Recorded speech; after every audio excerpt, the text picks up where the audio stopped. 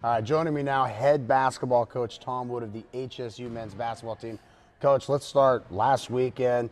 Boy, did the people get their money's worth. That was a lot of fun, at least from a spectator's point of view. San Francisco State overtime, and then Monterey Bay. You guys made it a little more interesting maybe than it had to be, but look, moral of the story was 2 wins. Your young team came up big against 2 very good teams. Very proud of them, JB. We worked hard on trying to muster up some toughness, some intensity, and because when you get in the league, that's what you got to do. And whatever we did in practice, or maybe the kids just bought into it. Hey, maybe Santa gave them a box of toughness. Who knows? But they came in and played really well. Really proud of our young kids, our new kids, and I thought we made a major step in that direction because you need to be able to fight out there. You need to be able to play hard and sustain it over 40 minutes back-to-back nights, and we did that. Were you surprised how well your team played? I mean, after the last home game was to Western Oregon, where you kind of got manhandled out there and you lost, and there was kind of really no doubt who the better team was that night. Were you concerned after the break, maybe that stewed on the guys, or I mean, apparently it had a positive influence, but were you surprised, like a lot of us were, on the results? Maybe not so much the score, but just the way your team responded last weekend. Well, I was pleasantly surprised. Okay.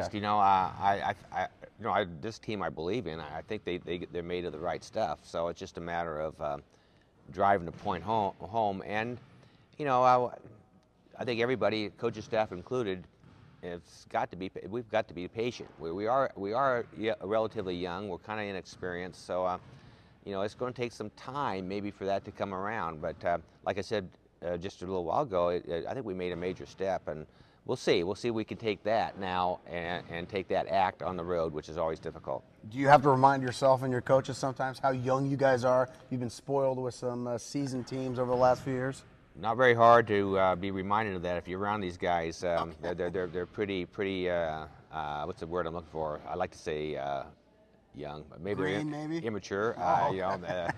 Their music is not something that I like. They do a lot of texting, and so I'm very well aware that they're very young. So does the coach get control of the stereo in the car, or all the guys just have their own headphones? They all have their own headphones, okay. And it's fine with me that way. All right, now, freshmen, sometimes you're concerned. I'm watching the beginning of the San Francisco State game. Kyle Baxter's buried on the bench. Keith Davis has been on your bench for a while, but he came up, stepped up big. Kyle Baxter played huge down the stretch against San Francisco State, and I was impressed. I said, a lot of times freshmen can maybe be a baby or get upset because they got benched. I've been a star in high school for all these years, but they didn't whine about it, didn't do anything. They just did their thing when you gave them a chance. Well, I hope that's the case, and it's not, we can't play 13 guys all the time, so we got to kind of pick and choose when we're going to play people. We're playing a style that a number of people have to play. It's required. You can't play like we're playing with just 5 people. So hopefully they all understand that their time's coming, and when you get that call, when you get on the floor, you better make the most of it. Otherwise, you may need to be sitting back down, because if you're not playing hard, one of your teammates might be, and he'll get the run. All right, Keith Davis, here's a kid. Obviously, he can fill it up. He can score. From what I hear, defense is the reason he's spent some time on the bench. Is he a kid you think that can do what he needs to do defensively so he can get the minutes to put points on the board? Well, it'd be better, because we have a lot of guys that can score. Honestly, we have, he's a little more quick to score. He's going to drive the basket and he's going to make a fancy shot, so he steps out a little bit. But we have a lot of players that can put the ball in the basket. We don't have a lot of players that have shown me that they want to go out and guard someone right now, and that's been a little bit of a problem with Keith. But I think he understands and he's trying. And if you haven't been asked to play real hard in defense all your career, it's a big adjustment you got to make, and you always have to constantly remind yourself, hey, I better play hard, because it doesn't take much for Coach Wood. We got too many coaches on the bench. We see someone out there not playing hard, he's out. Is that too much of basketball today, though? When I watch SportsCenter, I don't see a lot of, hey, this guy's playing great defense. I mean, I see the offensive highlights. I don't imagine kids are working on defense, and maybe they never have when they're practicing in the backyard. I think that has a lot to do with it. You don't see someone down in a defensive stance on the ESPN highlights, and then you have on top of that, it's a lot of zones are played in high school. And then you have on top of that in the AAU, they play defense about every third Thursday. So it's tough. It's tough to come in now when you're required to muster up that kind of energy to teach these kids that hey, that's the way it has to be.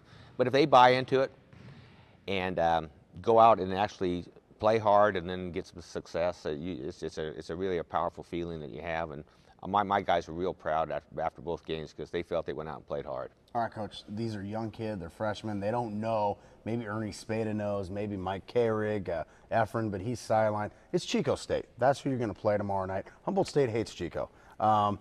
Is that at some point, do you mention that, or they're going to have to figure out the rivalry? How does that work? I know they have a new coach, and you and Puck used to battle for a long time, but I mean, it's one of those things. There's not a lot of love lost when these two teams hook up. No, it goes back to you know, the old rivalries, and certainly we remind them that this is Chico, like you said.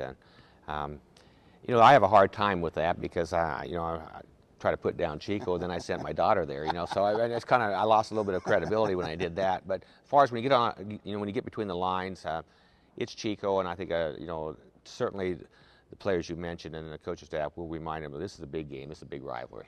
Why do you think Chico over the years? I mean, it's an interesting question because there's a lot of schools in the old NCAC and some of the older conferences, but why do you think Chico State and Humboldt State developed a rivalry? Well, it was there before I got here, so you'd probably ask the wrong person, Okay. but I think somebody must have stolen an axe someday, or maybe there was a rumble on the football field, or maybe somebody stole someone's wallet in the locker. Yeah, who knows? Who knows? That's what Yeah. they do over there. So- Okay. Coach, you play Chico no matter what happens. Like I said to Jody, it's going to be emotional, win or lose. You got to turn around and play Stanislaus the next night. How do you get the guys ready as you head over for tomorrow's game and in the back of your mind ready for Saturday night as well? Well, I don't really worry about Saturday night until probably Friday night after the game. That's kind of how we're going to approach it. But you know, they're going to soon learn that how difficult it is to play Friday, Saturday night, especially when you put forth a big effort on Friday. Then you got to regroup. But you know, I think if we constantly remind them that you know, we want to be contenders. We don't want to be pretenders. Contenders will fight both nights, and if we do that, then we have a chance to be successful. As the teams that are going to be able to play both nights, that are going to be the ones at the end of February go be in the mix in this thing. All right, Coach Tom Wood, thank you so much. Tom Wood joining us, Jacks vs. Chico tomorrow night.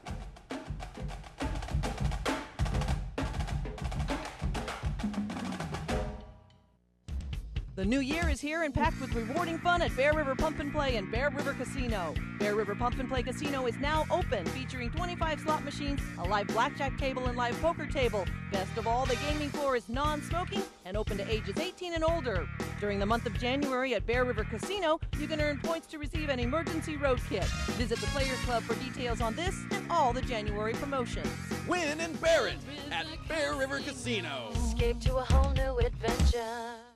Miller Farms is a full-service nursery that's brimming with color. You'll find everything from beautiful plants to gardening supplies and landscaping equipment. Miller Farms staff is incredibly knowledgeable and always available to help even the most novice of gardeners. Their giftware section is full of wonderful and whimsical cards, garden ornaments, and so much more. From fountains to plants and trees to gardening supplies and specialty workshops, you'll find it all in one special place at Miller Farms on Central Avenue in McKinleyville.